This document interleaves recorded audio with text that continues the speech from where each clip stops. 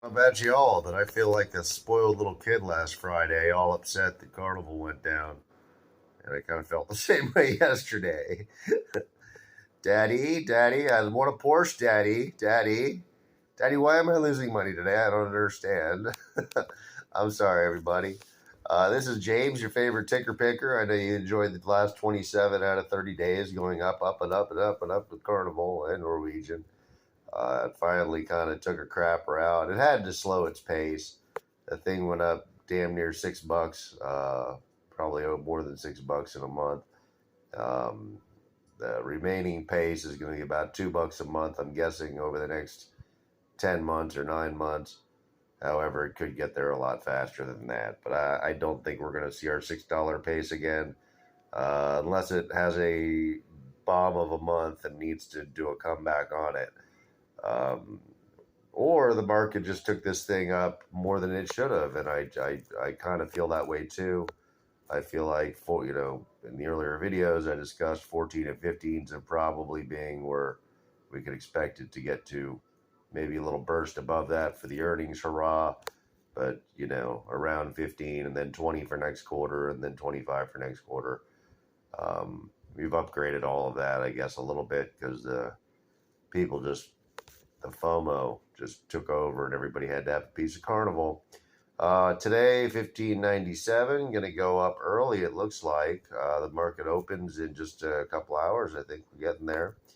And hopefully we'll see another update for Carnival. I don't know how many it can possibly have in it. Um, I've looked at the analyst expectations for this earnings call on Monday, and you guys really like where we're sitting on this thing. I got a feeling they're off, and let me show you why. They are under in 2019. They did $20.83 million. This earnings revenue, the earnings report, the estimates from the analysts, they base it on a certain amount of revenue that they project that the company is going to bring in. They're projecting Carnival to bring in less than $5 billion in revenue. $5 billion in revenue is less than they did in 2019. Now, this is a big no-no on their part. They made a mistake, and let me tell you why. Because Carnival's cabins, boats, occupancy, every bit of Carnival is 100% full. You go on their website, you try to book a cruise, you can't. You could try it. Family of four, one person, two people, going from here to there or here to anywhere, pretty much. You're not getting on a boat.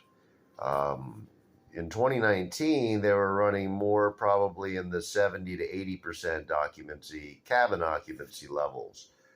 They had a people occupancy of what they called 106%, which meant for 100 rooms, they had 106 people, and that counting, your wife and your children that were sharing a room with you. That's really kind of a crappy way of counting, if you ask me. I guess they kind of need both numbers for other reasons, but cabins absolutely full or all cabins rented would be somewhere more in the realm of 150 to 200% using that kind of a math, because sometimes you're going to cram your whole family of four into a cabin, or at least two. So number one, their cabins have more occupancy than they did in 2019. Number two, the prices are higher than they were in 2019. And just the combination of those two things, fully booked plus higher prices, and then one more thing, let's add to the trifecta, more rooms. They spent the COVID time to create more cabins on the board of each ship. They chopped some in half, they added some. They turned some of the bigger princess suites into 5 cabins. They did some stuff. And apparently they got more cabins on every single one of their boats, or a lot of them. So that's what they did during the off season. That's what they did with a great chunk of their money, was remodeling their fleet and making it lovely, nice, and ready to go out and make some more money and more revenue than ever. And that was the plan. So, am I sure they're fully booked? Yeah, I've been booking and trying to book every day. Just it can't be done. The far out dates are months out, and you can't get on after that. Once a little time passes, it's another month out. You want to book a cruise for like November or October, you could probably go ahead and do that. If you want to go in late August, you can go to select locations, but probably just for a few more minutes until that's full. But there's no rooms on any ships anywhere. They're packed in like sardines. The hotels are full. I believe so many people came across the border into our lovely country, and they're staying in hotel rooms, almost all of them. They've decided to give, they're shipping them around the country, and the cities don't know what to do with them, and they're buying out and renting out hotel rooms at hopefully maximum prices. I hope the hotels don't have to give them the super discount rate. Maybe they do. I don't know. But I know that the ones that are charging us Americans, they're 200 a night for Motel 6. Some of them are really awful, and you need I don't know. It's just it's sad. The hotel industry is I don't know how they're doing. I know they're full, but they're being forced full. They're being forced full by a government, and God knows who they're paying or how much they're paying. Which brings me full circle to why I even brought that up. That's the reason why Carnival's boats are so full, is there are no other vacation options. This is it. In fact, I strongly recommend they raise their prices up 10% because this is it. You're cheaper per night than a hotel. You're about almost half the price if you're a single traveler. You're at half the price of a hotel, and you're taking people to exotic destinations on a cruise ship. Good Lord, it should cost more, you would think, not much less. And it's if you take Norwegian or Carnival's Pinnacle, highest end, full drinks and accommodate, they don't give you this at hotels. You don't get all you can drink. You don't get all you can eat. Here you get all you can drink, all you can eat, all you can swim, all you can shuffleboard, all the skeet shooting you want, all that, still for less money than the Hilton, who might feed you a bagel for breakfast. But anyhow, back to Carnival's revenue. 21 billion they did for the year, much less than full occupancy. This year had even worse occupancy. It did 18.8. They got it under 5 billion for the quarter. And when I look at that and I consider those three factors, more rooms, higher prices, and 100% occupancy, completely flush, can't even get a ticket, you have to come to the conclusion that it's going to do more than what they were doing before with the same number of ships. All their ships are in the water. So if you're starting off with the wrong revenue number, your earnings are wrong, because they're starting off with the assumption that they did around 19 billion, or I'm sorry, around 4 point, maybe 7 or 6 or 8 billion. If they're guessing that for the quarter, their starting number to come up with an earnings per share estimate of like negative 30 cents or negative 28 cents, or coming out with a bunch of numbers. Those numbers would be wrong too.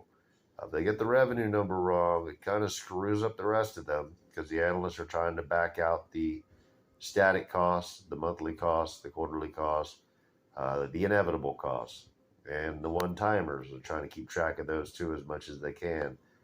And they also talk to people at the company, but not lately. Apparently, it's been a little while because they're still stuck in the boats aren't full stage, or maybe they don't understand what full is.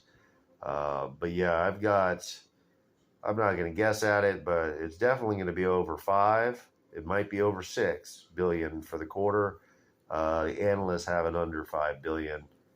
You'll have to check what their numbers are. I don't know who your favorite analyst is, but I went and looked just because I was wondering if this would be considered a hit or a beat, a hit or a miss. I knew it was going to be great, but I didn't know whether it was going to be a beat. It's going to be a beat. Yeah, it's going to be a real big beat on the earnings, and that might send this thing going up nutty on Monday again, or it might justify where it's sitting right now. I don't know, but it's going to be a pretty big beat, and usually that has a strong market impact. I haven't seen a really big beat without a jolt in price. I haven't seen the one that was priced so wrong that the beat didn't help it.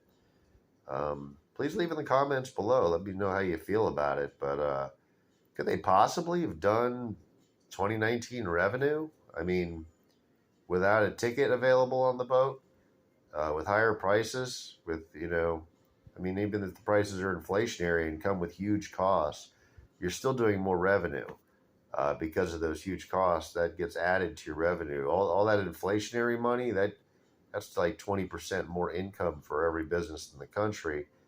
I'm sorry, that's 20% more revenue for every. It makes the books look better, even though it's possible BS because there's not as much profit in there, or there's only the same amount of profit in there because your costs went up. That's why you had to raise your prices. But Carnival, everybody, 1590. Let's hope for a wonderful day. Good luck in the market today. And I don't know about this one.